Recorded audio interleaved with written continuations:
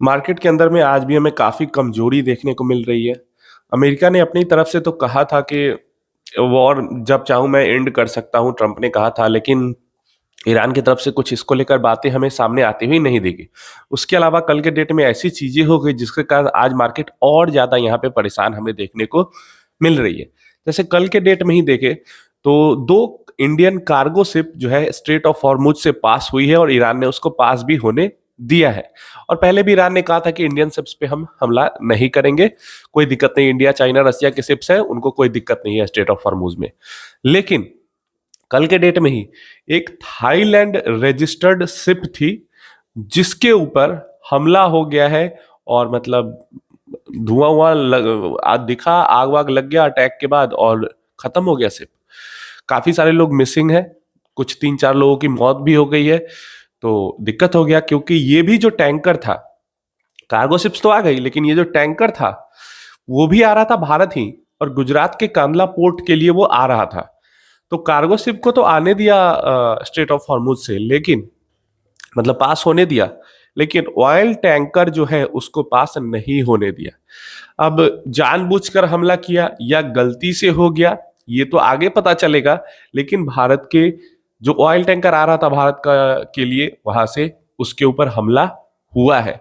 और यही एक बहुत खराब न्यूज है जिसके कारण जो क्रूड ऑयल 120 का हाई लगा के 90 पे आ चुका था, वापस गिर के वो वापस से आज 100 के ऊपर हमें क्रूड ऑयल ट्रेड होते हुए दिख रहा है।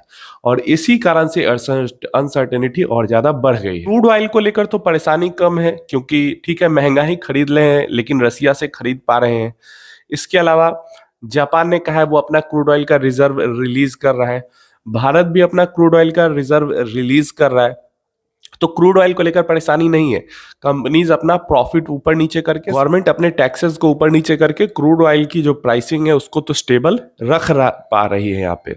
लेकिन जो गैस है, जो लिक्विड पेट्रोलियम गैस एलपीजी है, यहाँ पे आ चुकी है भारी संकट। अब सरकार माने या ना माने लेकिन लोग यहाँ पे पैनिक कर रहे हैं। लेकिन हमारा जो इलाका है वहां पे पैनिक उतना ज्यादा नहीं है और स्मूथली सिलेंडर्स जो है वो डिलीवर भी हो रहे हैं। बुकिंग को लेके सरकार ने अब रिस्ट्रिक्शन लगा दिया है, ये 1 महीना में एक ही बार बुक कर पाओगे, लेकिन जो डिलीवरी वगैरह है वो हो रही है। लेकिन सोशल मीडिया पे जहाँ पे मैं देख पा रहा हूँ और न्यूज़ेस में देख पा रहा हूँ, लंबी लंबी लाइन जो है सिलेंडर्स के फिलिंग के लिए लगी हुई है। तो वो परेशानी है। सिलेंडर का प्राइस जो है वो डोमेस्टिक के लिए भी बढ़ा दिया गया और कमर्शियल के लिए बढ़ा दिया गया, और कमर्शियल सिलेंडर तो अवेलेबल भी नहीं हो पा रही। डोमेस्टिक तो फिर भी महीने में एक बार बुकिंग करके मिल जा रहा है, लेकिन कमर्शियल सिलेंडर नहीं अवेलेबल हो पा रही है। और इससे काफी सारे होटल्स बिजनेस, रेस्टोरेंट्स बिजनेस या ऐसे बिजनेस जहाँ पे सिलेंडर्स यूज होते हैं कटिंग वगैरह के लिए या किसी भी चीज के लिए, मतलब सिलेंडर के तो बहुत सारे यूज है भाई। उसको पानी गर्म करने से लेके, काटने से लेके, खाना पकाने से लेके, मतलब हर चीज में यूज कर लो, तो हर जगह वो यूज होने वाली चीज है। और ऐसे में उसकी कमी हो जाने से क्या लगता है आपको, बिजनेस पे इफेक्ट नहीं होगा? इस चीज के लिए भी मार्केट परेशान है क्योंकि यहाँ पे जो आज हो रहा है काम, उसका इफेक्ट हमें आने वाले क्वार्टर्स में देखने को मिल सकता है बिजनेस एंड रेवेन्यू पे। जो इस तरीके की त्रासदी आई है जिससे सप्लाई चेन तो डिस्टर्ब है ही, एक्सपोर्टर्स को भी नुकसान है, ठीक है, क्योंकि एक्सपोर्ट नहीं कर पाने तो इंपोर्ट एक्सपोर्ट करने वाला बिजनेस भी ठप पड़ा हुआ है, उसके अंदर भी दिक्कत है। और जो डोमेस्टिक बिजनेसेस हैं जहां पे क्रूड एंड नेचुरल गैस का यूज होता है, वहां पे भी प्रॉब्लम है। तो इस कारण से क्या हो रहा है, परेशानी इतनी बढ़ गई है। बीच में एक दिन ट्रम्प ने कहा कि युद्ध खत्म कर देंगे, तो वहां पे परेशानी, थोड़ी सी अनसर्टेनिटी कम हुई थी, लेकिन वापस से ये सारी चीजें जब होने लगी तो वापस से अनसर्टेनिटी यहाँ पे बढ़ चुकी है। समझना क्या है हमें एज ए इन्वेस्टर कि ये जो अमेरिका, ईरान, इजराइल का जो ये वॉर है, लग रहा है कि ये साल भी पूरा खा जाए। साल 2025 ऑलमोस्ट जीरो रिटर्न, वो 9-10% के रिटर्न बने थे, तो ऑलमोस्ट जीरो रिटर्न। साल 2026 में वही हालात यहाँ पे देखने को मिल रहे हैं कि पूरा साल हो सकता है बाजार ऊपर नीचे वॉलीटाइल रहे और कंसोलिडेट ही करता रह जाए। वैसे मार्केट बहुत ज्यादा अनप्रेडिक्टेबल होती है, हो सकता है अगले 1 महीने में भी ऑल टाइम हाई पे दिखे, लेकिन अभी का जो सिनेरियो है ऑल टाइम हाई 1 महीने में दिखना बहुत ज्यादा मुश्किल, क्योंकि मार्च के महीने में ऑन एन एवरेज, जब से मार्च शुरू हुआ है तब से on an average daily 5500 crore की सेलिंग फॉरेन इन्वेस्टर्स की तरफ से देखने को मिल रही है। अगेन मैं यही कहूंगा कि ये मार्च का महीना वही मार्च का महीना बन जाता अगर डीआईज इतनी ज्यादा खरीदारी नहीं कर पाते, इन्वेस्टर्स डोमेस्टिक इन्वेस्टर्स का इतना सपोर्ट नहीं होता, तो अगेन इस महीने के अंदर 25-30% का क्रैश हमें देखने को मिलता, जितनी ज्यादा सेलिंग एफआईएस कर रहे हैं। मतलब अभी तो आधा महीना भी नहीं बीता और लगभग 40,000 करोड़ से ऊपर की सेलिंग यहाँ पे फॉरेन इन्वेस्टर्स कर चुके हैं, भर भर के बेच रहे हैं। और बेचे भी क्यों ना, इतना क्रूड डिपेंडेंट कंट्री जो कि इंपोर्ट पे ही डिपेंडेंट है और क्रूड को लेकर ही पूरा समस्या चल रहा है, तो फॉरेन इन्वेस्टर्स तो करेंगे ही चीजें, या तो वो जानबूझकर कर रहे हो या फिर रिटेलर को भगाकर गिराकर और नीचे खरीदने के लिए कर रहे हो, इतने टाइम से वो नहीं खरीद पा रहे हैं नीचे में, जो भी रीजन हो।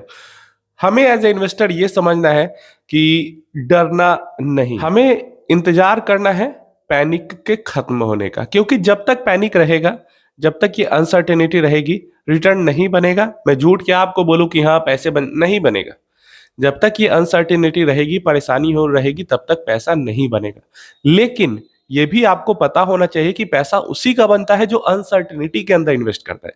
अभी देखो, यहां पे भी अगर आप रैट रेस में लग जाओगे, रैट रेस का मतलब क्या हुआ, जब मार्केट बढ़ रही तब तो सब इन्वेस्टर आते हैं, तब तो सब उस रैट रेस में घुस जाते हैं। असली इन्वेस्टर तो वो है ना जब मार्केट गिर रही है तब आए, क्या तभी तो वो मार्केट के रैली का फायदा उठा पाएगा जब वो गिरावट में इन्वेस्ट करेगा।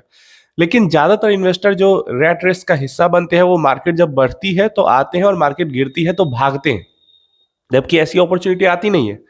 भाई 2020 में अपॉर्चुनिटी आई, उसके बाद 2022 में आई, उसके बाद 2025 में सीधा अपॉर्चुनिटी आई और वो अभी तक चल रही है। अब 2026 में कितने महीने तक चलेगी ये तो किसी को नहीं पता, हो सकता है पूरा साल चल जाए, लेकिन 2-3 साल पे आती है ये अपॉर्चुनिटी। एज ए इन्वेस्टर डरना घबराना नहीं है, समझना ये है कि मान लो आप ही बिजनेस अगर कर रहे होते, क्लियर है, आप ही बिजनेस कर रहे होते और किसी कारण से, जैसे काफी सारे लोगों का कोविड में बिजनेस जो है वो डिसरप्शन हुआ था, साल भर 6-6 महीने कुछ वो काम ही नहीं कर पाए, तो काम नहीं कर पाए तो पैसा वो कहाँ से बना पाएंगे, और वो पैसा नहीं बना पाएंगे तो अपने खुद के बिजनेस में तो वही इन्वेस्टर है, वही इक्विटी होल्डर है, तो कहाँ से उनकी इनकम हो। वैसे ही हम हैं, हमने बड़े बड़े बिजनेसेस के अंदर इन्वेस्ट किया है, और क्योंकि ये जियोपॉलिटिकल टेंशन चल रहा है, लड़ाई चल रही है, परेशानी चल रही है, जिसके कारण डिसरप्शन हुआ है, तो वो बिजनेस ही पैसा नहीं बना पाएगी तो हम कैसे बना पाएंगे। फिर जब माहौल सही होगा तो हम तो बिजनेस भी पैसा बनाएगी और हम भी पैसा बना पाएंगे।